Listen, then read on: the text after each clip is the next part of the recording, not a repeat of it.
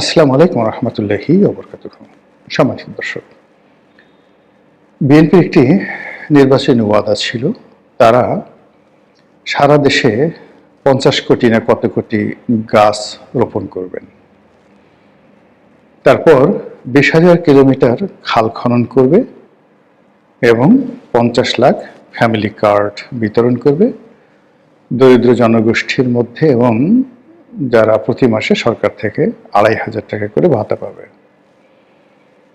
তো নতুন সরকার ক্ষমতা আসার পর তোড়জোড় করে প্রাণত চেষ্টা করা হচ্ছে এই ফ্যামিলি কার্ড, খালকাটা কর্মসূচি, এই দুটোকে এগিয়ে আনার জন্য। ফ্যামিলি কার্ডটি এটি মূলত শেখ হাসিনা জমানাতে এটি চালু হয়েছিল। এখন সেই আগের কার্ডগুলো বহাল থাকবে কি থাকবে না, এটা একটা প্রশ্ন। আর বিএনপি সরকার যে ফ্যামিলি কার্ড ৫০ লাখ লোককে দেবে, তারা কারা?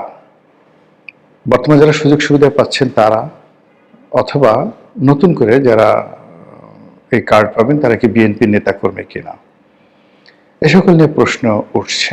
যদি তাই হয়ে থাকে তাহলে আমি জানি না যে আসলে আওয়ামী লীগ জমানাতে কত কার্ড বিতরণ করা হয়েছিল। বিএনপি বলছে ৫০ লাখ, আওয়ামী লীগ জমানাতে এটা ছিল ১ কোটি। এ কথা পিনাকি বলেছে, আমি বলিনি, আমি জানি না। তো সেক্ষেত্রে আগের কার্ড যদি বন্ধ করা হয় তাহলে ১ কোটির পরিবর্তে ৫০ লাখ লোককে দেওয়া হবে, এটা একটা ঝামেলা। আর দ্বিতীয়ত হলো, যদি আগের কার্ডগুলো বহাল রাখা হয় দরিদ্র মানুষের, তার উপরে যদি আবার ৫০ লাখ লোককে নতুন করে ফ্যামিলি কার্ড দেওয়া হয়, এটি রাষ্ট্রের উপর একটা বিরাট চাপ সৃষ্টি করবে। অন্যদিকে আবার আগের কার্ডগুলো যদি বিতরণ করা হয়, আওয়ামী লীগ করুক, কিন্তু তারা সবাই নিতান্ত দরিদ্র, এবং এই কার্ড যদি পিনাকির কথা মতো ১ কোটি লোক পেয়ে থাকে, সেই ১ লক্ষ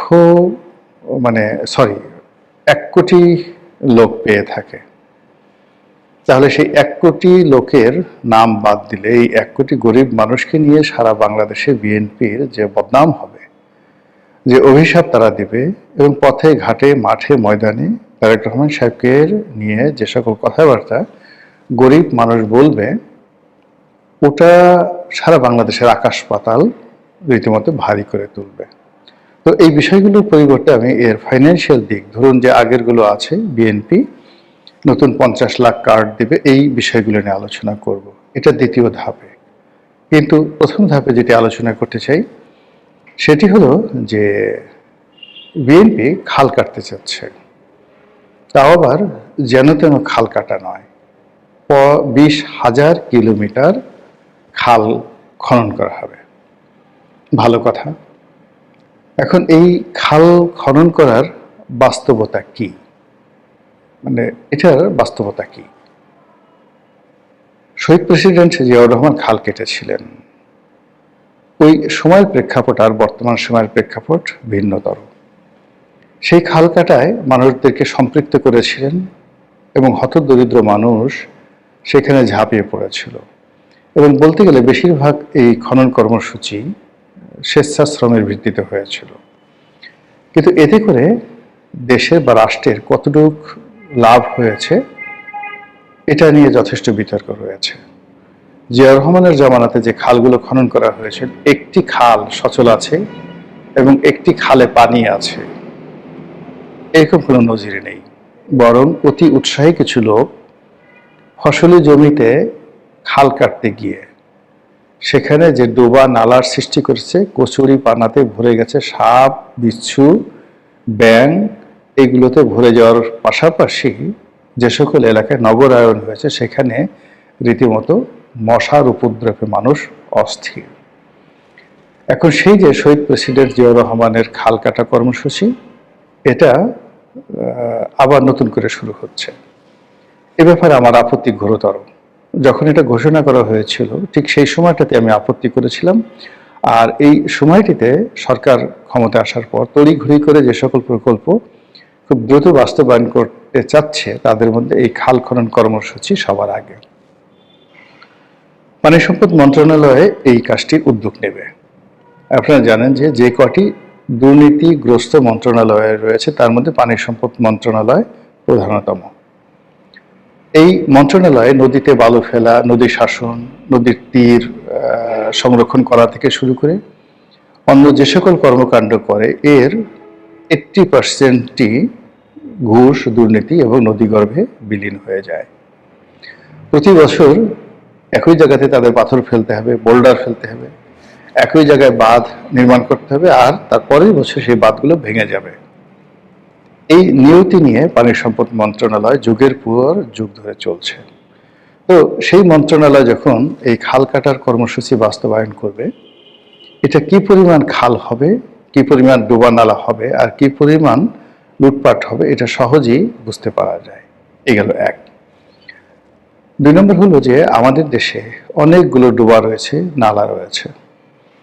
এগুলো যদি পরিষ্কার করা হয়, দক্ষিণাঞ্চল বলেন অন্যান্য এলাকাতে বা ঢাকা শহরে যেগুলো রয়েছে, এগুলো যদি পরিষ্কার করা হয়, এখানে স্বচ্ছ পানির প্রবাহ ঠিক রাখা যায়, মশা মাছি নিধন হবে, এটা খুব ভালো একটা কাজ হবে। কিন্তু নতুন করে খাল খনন এটা কোনো অবস্থাতেই বুদ্ধিমানের কাজ হবে না। ঢাকা শহরে অনেকগুলো যে খাল রয়েছে, যেগুলো মূলত আবর্জনার খাল, বর্জ্যতে পরিপূর্ণ, এগুলো প্রাইভেট ভূমিতে রয়েছে, সরকারি ভূমিতে রয়েছে, পাড়া মহল্লায় রয়েছে, শহরে গঞ্জে গ্রামে রয়েছে। তো যেগুলো আসলে আছে সেইগুলোতে যদি খনন করে মাছ চাষ করা হয় এবং এগুলোকে একটা প্রকল্পের আওতায় আনা যায়, তাহলে ভালো কাজ হবে। কিন্তু দেখা গেল যে অতি উৎসাহী লোকজন সেখানে কিছু মাটি ফেলে দিল, সেখানে কিছু মাটি ভরাট করলো, সেখান থেকে কিছু মাটি উত্তোলন করলো, কিছু কুচুরি পানা পরিষ্কার করলো, 2 দিন পরে আর খোঁজ খবর নাই, টাকা শ্রাদ্ধ হয়ে গেল। এই খাল কাটা কর্মসূচির মাধ্যমে তারেক রহমান সাহেবের দুর্নাম বদনাম শুরু হবে। আবার এই খাল কাটার মাধ্যমে হাওয়া ভবন ফিরে আসবে এবং টাওয়া ভবন ফিরে আসবে। কাজে এই খাল কাটার ব্যাপারে তাকে যথেষ্ট সতর্ক হতে হবে। আমার জানা মতে পৃথিবীতে নেদারল্যান্ড সরকার এই ব্যাপারে সবচেয়ে উপযুক্ত এবং তাদের প্রচুর এক্সপার্ট রয়েছে। তো সেই এক্সপার্ট অনুযায়ী যদি ঢাকা শহরকে বা যে কোনো বিভাগীয় শহরকে কিংবা বরিশাল বিভাগকে এখানে যাকে বলা হয় একটি দামি প্রকল্প করে বা যেটাকে বলা হয় মডেল প্রকল্প করে যদি একটি কাজ শুরু করা যায় এবং সেটির ফলাফল বিবেচনা করে যদি লাভজনক হয়, তাহলে এক্ষেত্রে বিনিয়োগ করাটা আমি মনে করি বুদ্ধিমানের কাজ। বিনিয়োগটা কিভাবে করতে হবে? প্রথম কাজ হলো আমি যে নদী নালাটি পরিষ্কার করব এবং সেখানে পানির প্রবাহটা থাকতে হবে। আবার সেখানে যদি আমি খনন করি, খনন করার পর সেখানে পানির প্রবাহটা আসতে হবে। কিন্তু আমাদের দেশের যেভাবে বিভিন্ন এলাকাতে পানির স্তর নেমে গেছে, সেক্ষেত্রে 30 ফিট 40 ফিট পর্যন্ত খনন করার পরেও শীতকালে বা গ্রীষ্মকালে পানি পাওয়া যায় না। তাহলে এই সমস্ত জায়গাতে যদি খাল খনন করা হয়, এটা কিভাবে কাজে আসবে? 2 নম্বর হলো যে আমাদের যে সেচ ব্যবস্থার কিন্তু আমূল পরিবর্তন হয়েছে। যেহেতু জমিতে সেচ দিলে 4-5 ঘন্টার বেশি জমি শুষ্ক থাকে না। কারণটা হলো ওই যে পানির স্তর নিচে নেমে গিয়েছে। এই অবস্থাতে এমনকি যে ড্রেনগুলো আগে মাটির ড্রেন তৈরি করা হতো আজ থেকে 20-30 বছর আগে বা 40 বছর আগে, এখন সেই ড্রেন মাটির পরিবর্তে সেখানে কনক্রিটের ড্রেন তৈরি করা হচ্ছে, যেন যেখানে পানি ফেলা হয় সেই পানি ফসলি জমিতে পৌঁছতে না পৌঁছতেই সেটা শুষে নিয়ে না যায়। তো এই যখন অবস্থা, তখন 20 ফিট 30 ফিট 40 ফিট চওড়া যে খালগুলো খনন করা হবে, এগুলোর মাটি কোথায় যাবে, আবার কয়দিন পরে ভরাট হবে এবং এগুলো কোনো কাজে আসবে না। এবং এই খাল কাটার মাধ্যমে বিএনপি রাজনীতিতে, বিএনপির জনপ্রিয়তাতে নিত্য নতুন কুমির এসে 12টা বাজিয়ে দেবে। এবং একবার যদি বদনাম শুরু হয়ে যায়, এই যে এখন মধুমাস চলছে, তারেক রহমান সাহেব যা কিছু করছেন সবাই পছন্দ করছে, সবাই প্রশংসা করছে, কিন্তু এটা ঠিক ডক্টর ইউনূসের কথা চিন্তা করুন যে উনি প্রথম 3 মাস যা বলেছেন, যা করেছেন, সবই মানুষ সমর্থন করেছে, মানুষ আশায় বুক বেঁধেছে। তারেক রহমান সাহেবকে নিয়েও কিন্তু মানুষের আশা শেষ নেই। কিন্তু এটা যখন নিরাশায় পরিণত হবে, তার লোকদের কর্মকাণ্ড, তার নিজের কর্মকাণ্ড, তার প্রকল্পগুলোর ব্যর্থতা এবং দেশে অর্থনীতির যে গতি, সেই গতিটা যদি ফিরে না আসে, সঙ্গত কারণে মানুষ ধৈর্য হারা হয়ে পড়বে। এবং যখন শেখ হাসিনার মতো 15 বছরের একটি কন্টিনিউয়াস শাসন চলে গেছে, এরপর আবার 17 মাস ডক্টর মোহাম্মদ ইউনূস যে শাসন করেছেন তাকেও যেতে হয়েছে। ফলে আগামী একটি বছর নয়, 3-4 মাসও কিন্তু তারেক রহমান সাহেবের জন্য রীতিমতো অ্যাসিড টেস্ট।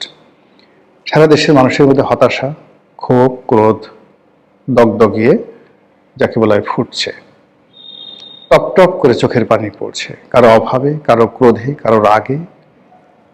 আজ আওয়ামী লীগের কথা চিন্তা করেন, জামাতের কথা চিন্তা করেন, এনসিপির কথা চিন্তা করেন, এবং একই সঙ্গে বিএনপির একটা বিরাট অংশ যারা এই নির্বাচনে মনোনয়ন পাননি, যারা মন্ত্রী হননি, যারা এমপি হননি, যারা কমিটি থেকে বাদ পড়েছেন, যাদেরকে কমিটি থেকে বাদ দেওয়া হয়েছে, যাদেরকে দল থেকে দূরে তাড়িয়ে দেওয়া হয়েছে, অলমোস্ট 50%।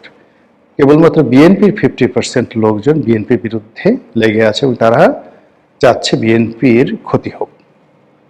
তার সঙ্গে যদি আওয়ামী লীগের লোক যুক্ত হয়, জামাতের লোক যুক্ত হয়, এবং জামাতের আমির অসুস্থ হয়ে পড়েছেন। বোঝার চেষ্টা করুন যে এই যে ইলেকশন, তারেক রহমান সাহেবের ক্ষমতা গ্রহণ, এটা তার উপর কি পরিমাণ মানসিক চাপ তৈরি করেছে।